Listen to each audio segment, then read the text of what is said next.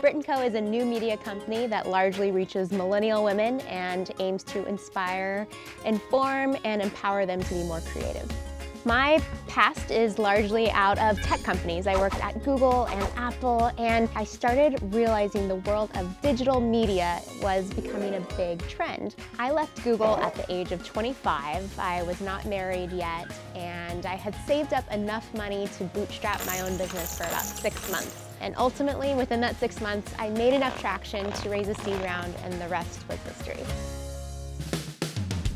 We have a three-legged stool of revenue. The first is through advertising, and we do primarily native advertising, so branded content as well as experiences and events. We also sell classes online. We have almost 100 courses that women pay for.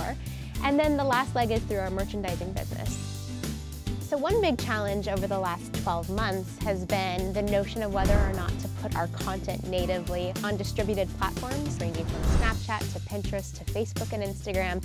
A lot of the platforms will automatically give you a little bit more reach per their algorithm if you're putting content natively on them. However, they initially had not built monetization tools. So it was a question as to whether we wanted to sacrifice our control over our content and our distribution. I personally believed that the social networks and all of these platforms would get nowhere if they didn't have great high-quality content, and that they would figure out a way to support those people who are providing that content. And that's been paying off.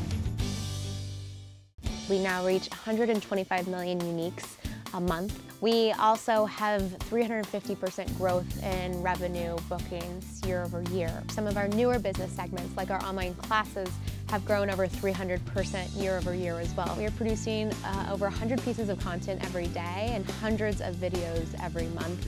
I think it's so important for a digital brand to have an offline counterpart, especially for any brand that's trying to reach millennials or Gen Z. So we started an event called Remake 4 years ago, just a year into the business.